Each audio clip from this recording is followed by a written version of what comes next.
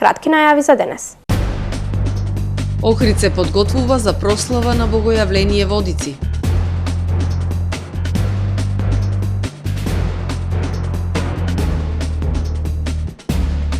Охрид треба да го искористи својот потенцијал за развој на религиски туризам.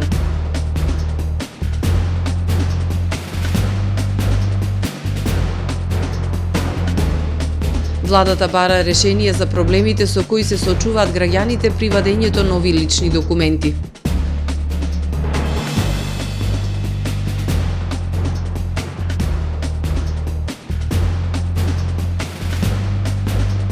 САД и Велика Британија извршија напади на повеќе упоришта на хутите во Јемен. Со содржините во дневникот започнуваме повременската прогноза. Останете со нас. Трпе Инвест ви донесува метео на ТВМ.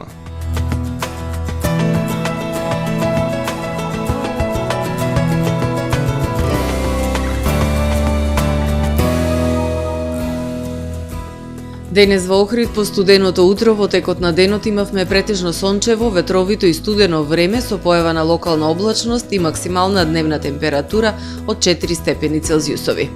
Во сабота во крајните северни и североисточни предели на Европа ќе преовладува умерено облачно и нестабилно време со врнежи од снег кои што ќе бидат проследени со засилен ветер.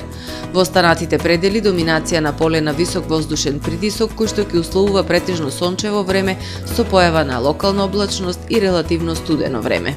На Балканскиот полуостров утре ќе преовладува претежно сончево време со појава на локална облачност, ветровито и студено со максимални дневни температури од -1 до 9 степени.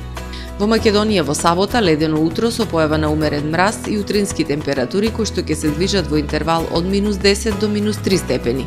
Во текот на денот ќе преовладува претежно сончево, ветровито и студено време со појава на локална облачност. Ќе дува до умерен засилен североисточен и северозападен ветер кој што ќе достигне брзина до 30 км на час. Максималните дневни температури во Македонија утре ќе достигнат од -2 до 6 степени. Во Охрид во сабота ќе преовладува претежно сончево, ветровито и свежо време со појава на локална облачност. Минималната температура од -4, додека пак максималната дневна температура ќе достигне до 2 степени. Во недела во Охрид претежно сончево време со појава на локална облачност. Минималната температура од -5 степени, додека пак дневната ќе достигне до 3 степени. Во понеделник и вторник умерено облачно време со сончеви периоди, во попладневните часови услови за локални врнежи од дожд. Минималната температура од -3, односно 0 степени, додека пак максималната дневна температура ќе достигне до 2, односно до 4 степени Целзиусови.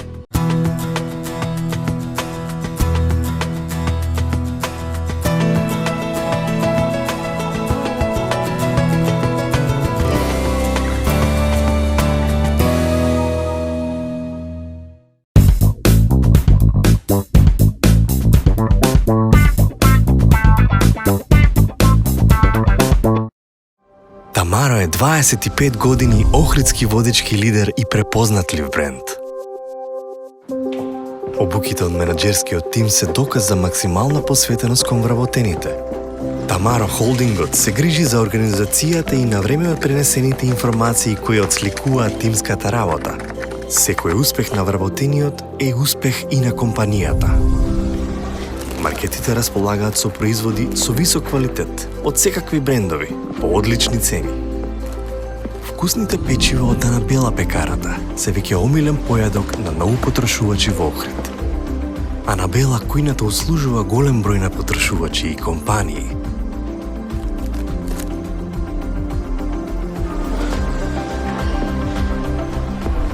Рибарата е секогаш снабдена со најразлични видови на риба и морски плодови. А месарниците располагаат со свежо месо и месни производи во секое време. Уживајте во својот охридски домаќин. Тамаро, повеќе од маркет.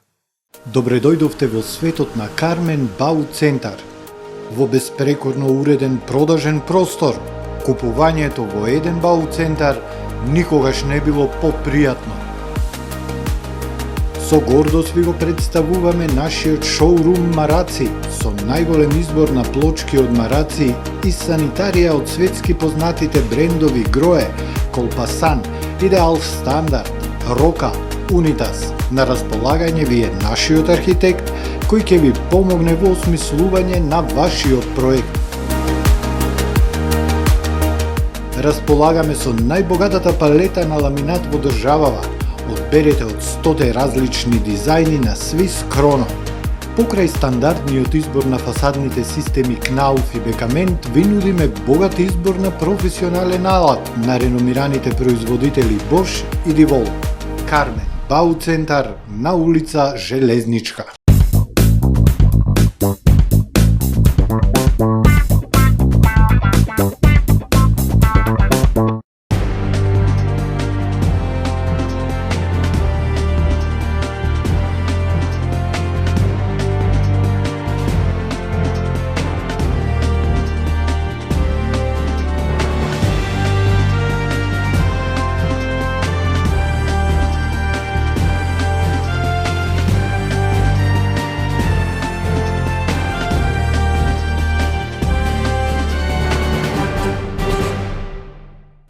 Добар ден, прво издание на Дневникот на ТВМ. Привршуваат подготовките за големата црковно-народна прослава за Богојавление Водици во Охрид. Денеска се одржа координативен состанок на организациониот одбор на кој присуствуваа представници на Дебарско-Кичевската епархија, општината, јавните предпријатија, СВР Охрид, Капетанија, Брзата помош, Црвен крст и нуркачките клубови.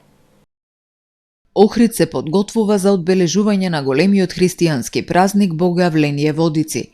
Традиционалниот водосвет и положувањето на светиот крст во водите на езерото се очекува и годинава да привлече илјадници верници од земјава, регионот и гости од странство. Масовната црковно-народна манифестација ја организира Дебарско-Кичевската епархија во соработка со општина Охрид и сите помагатели во организациониот одбор. Прославата на празникот на 19 јануари ќе започне со утринска богослужба од 7 часот, додека божествената литургија ќе почне во 8 часот и 30 минути.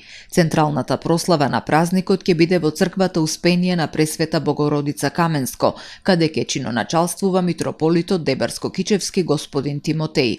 Исто така ќе има служба во црквата Свети Никола Геракомија, од каде потекнува оваа традиција, како и во сите останати парохиски цркви во Охрид. Чинот на положување на честниот крст во водите на езерото ќе биде во 10 часот на градското пристаниште. Пријавувањето на капачите е во тек, информира Илија Ристески, представник од Дебарско-Кичевската епархија. Веќе се започнати пријавувањата во оние кои сакаат да учествуваат во самиот чин на осветувањето на водата и положувањето на честниот крст во водите на Охридско езеро. Имаме веќе пријави од други градови од Охрид, како што се од Струмица, од Скопје, од Битола и од останати градови, веќе се почнати со пријавување, така да ево апелираме, може кои сакат да почнат веќе да се пријавуваат по самите цркви. На самиот ден во 12 часот во местноста викана Сараиште ќе има исто така масовно крупно крштевање. И ево апелираме и повикуваме сите кои се заинтересирани, може да се пријават кај парохискиот свештеник во црквата Свети Никола Геракомија. По чинот на Богојавленскиот водосвет на градскиот плоштад ќе се одржи забавна програма за посетителите, а ќе настапи групата Next Time. Покрај на 19 јануари настани ќе има и следниот ден на Денот на рибарите. Градоначалникот на Охрид Кирил Пецаков вели дека Охрид ги очекува традиционално домашните гости и странците за кои оваа манифестација на празнување на Водици е посебно привлечна. Водици сам по себе бил привлечен, посебно за туристи, ако можеме да ги кажеме домашните туристи од другите градови кои што традиционално доаѓаат и го полнат градот Охрид. Се надевам дека ќе биде едно убаво и пријатно време со добри температури, граѓаните ќе можат да уживаат не само при самиот чин на фрлање на крстот, туку и генерално преку целиот ден во Охрид. Секако дека многу значи кога е и настрана од работен ден, се паѓа во викенд, доаѓа и продолжен викенд, така да се надевам настрана од она што ќе привлече домашни туристи, дека и сите оние кои што служнале за оваа манифестација, која што слободно можам да кажам дека представува можеби најголемиот ден за Охрид и охриѓани ќе сакат да ја посетат и да видат како го прославуваме ние Богојавление Водици како охриѓани. На денешниот координативен состанок на организациониот одбор присуствуваа представници на Дебарско-Кичевската епархија, општината, јавните предпријатија, СВР Охрид, Капетанија, Брзата помош, Црвен крст Охрид и нуркачките клубови. Охрид има огромен потенцијал за развој на религиски туризам. Потребна му е промоција за да се смести на светската мапа за ваков специфичен вид на туризам. На тој начин градот ќе биде посетуван во текот на целата година, што ќе придонесе за продолжување на туристичката сезона.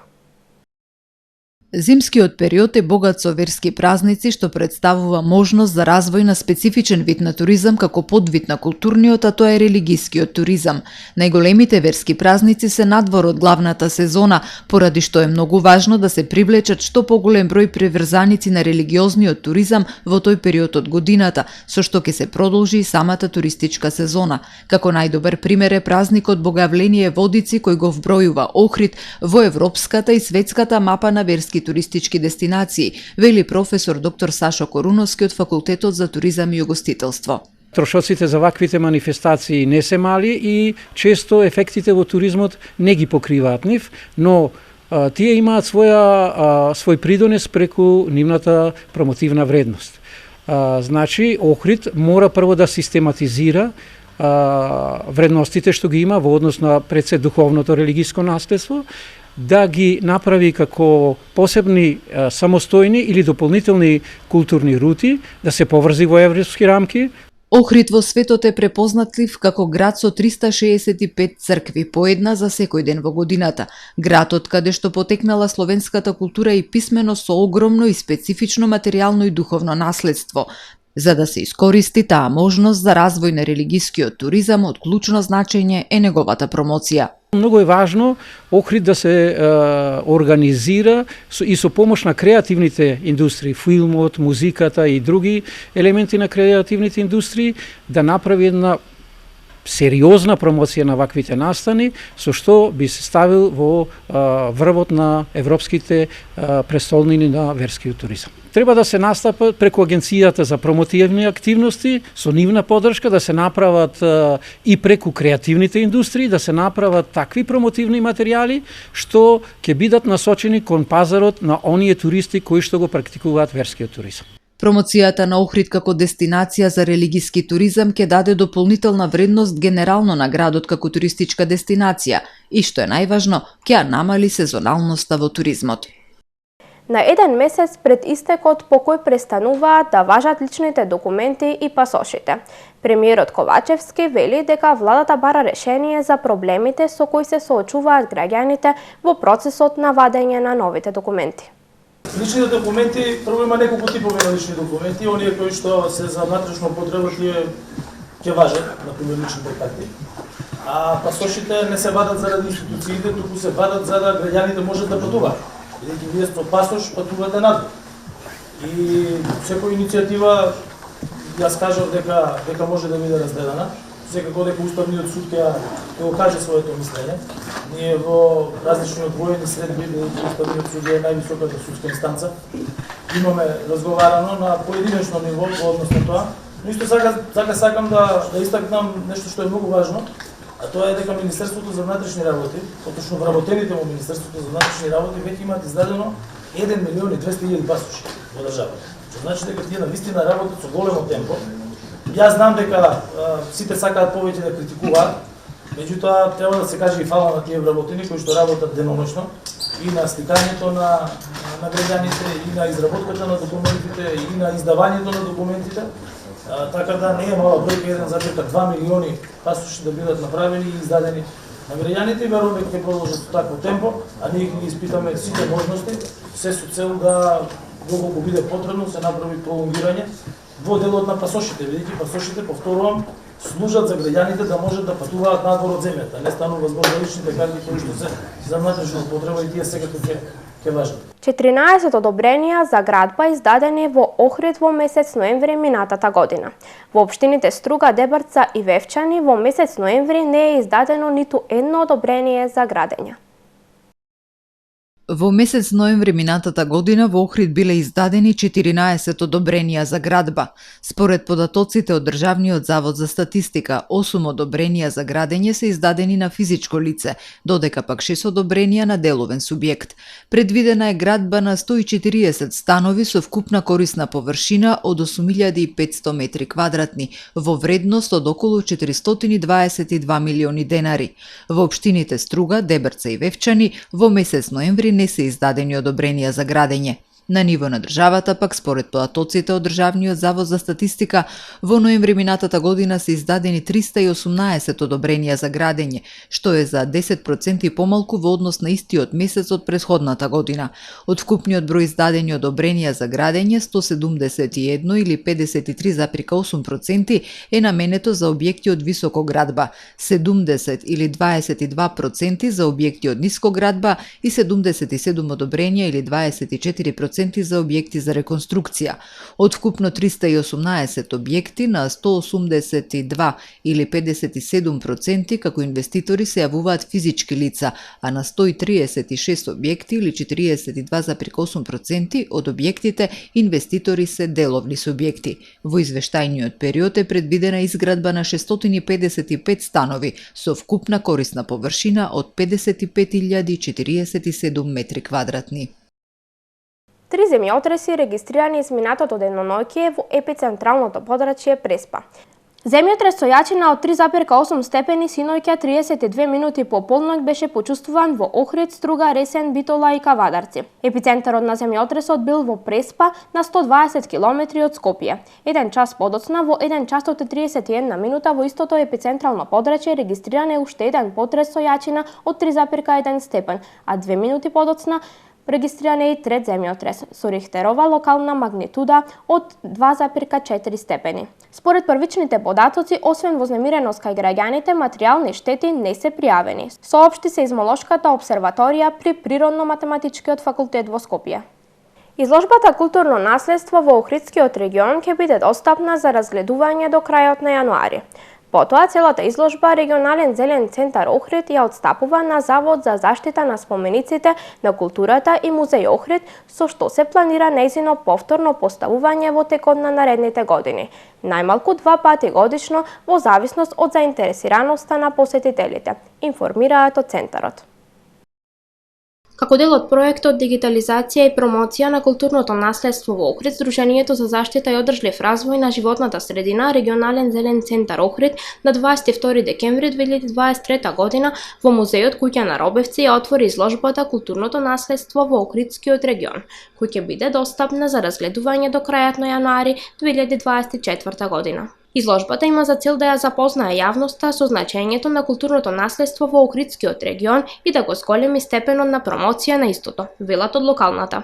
Во текот на следните месеци во рамки на проектот предвидено е одржување на едукативни работилници за ученици и студенти, како изработка на дигитална брошура за локалитетот Самуилова тврдина и QR код кој ќе се постави на информативна табла пред самиот локалитет. Проектот Дигитализација и промоција на културното наследство во Охрид се спроведува во рамки на регионалната програма на локалната демократија во Западен Балкан 2 РЕЛОА 2, која е финансирана од Европската Унија, а ја спроведува програмата за развој на Обединетите нации UNDP. Проектот е кофинансиран од општина Охрид. По продолжение да ги погледнеме и вестите од светот. Соединетите Американски држави и Велика Британија извршија напади на повеќе упоришта на хутите во Јемен, пренесуваат светските медиуми. Јеменските бунтовници хути со недели го загрозуваат меѓународниот поморски сообраќај во Црвеното море во знак на солидарност со палестинците во Газа. Официјалните лица на хутите потврдуваат дека извршени се напади во главниот град на Јемен.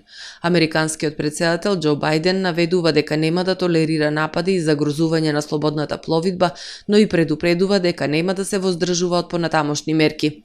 Британскиот премиер Риши Сунак им порача на хутите дека нивните потези нема да поминат. Ова е прв удар на хутите откако оваа група почна да извршува ракетни и беспилотни напади на товарните бродови во Црвеното море во ноември. Хутите порачаа дека овие напади нема да поминат без казна и освета и дека ќе продолжат да ги блокираат бродовите во Црвеното море. Франција, Германија, Холандија и Данска ги поддржаа американско-британските напади во Јемен. Поранешниот американски претседател Доналд Трамп во своето обраќање пред судот го обвини судијата за пристрасност и дека не го слушал затоа што му е досадно.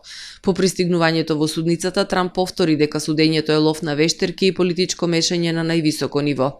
Иако нему му беше забрането да ги даде своите завршни зборови во своја одбрана, сепак тој искористи можноста да се обрати до судот на крајот од граѓанскиот случај. Тој изјави дека за 44 дена од судењето ниту еден сведок не дошол во судница и не рекол дека има измама.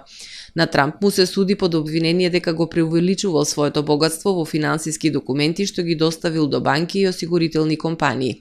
Иако Трамп за време на сведочењето во ноември призна дека дал неточни проценки на имотот, неговиот адвокат тврдеше дека тоа е безопасно и дека банките и осигурителните компании кои соработуваат со организацијата Трамп се уште профитираат и сакаат да имаат бизнис со него, иако неговото богатство е помало. Јавниот обвинител на Њујорк сака судијата да изречи парична казна од $370 милиони и да му забрани на Трамп да се занимава со недвижен имот во Њујорк. Испораката на американската воена помош за Киев е запрена, изјави портпаролот на Белата куќа за национална безбедност Џон Кирби на брифинг со новинарите.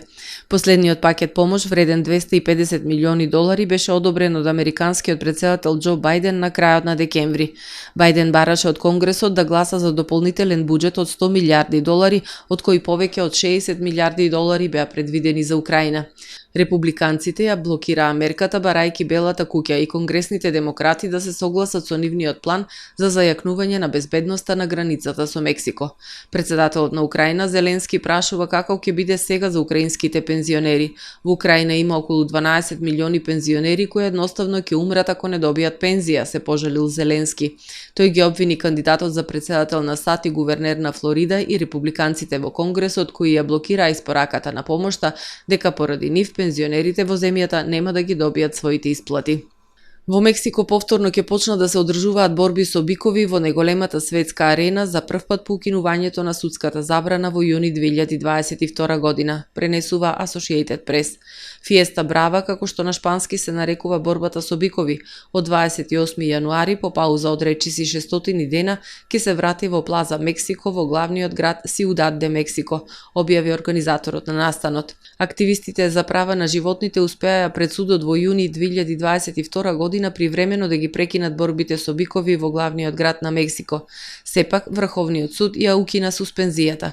Според меѓународните организации за заштита на правата на животните, на глобално ниво, околу 180.000 бикови се убиваат годишно во борби со бикови, а уште повеќе се повредени или убиени на различни настани како забави со бикови. Тие го осудија и страдањето и убивањето на животните користени во рингот, додавајќи дека биковите во арената страдаат од долга смрт, ослабени и измачувани, како физички, така и ментално. Ова е се во првиот дневник на ТВМ. Повеќе информации на нашиот портал tvm.mk и на профилите на ТВМ на социјалните мрежи. Ви благодариме за довербата. Пријатно!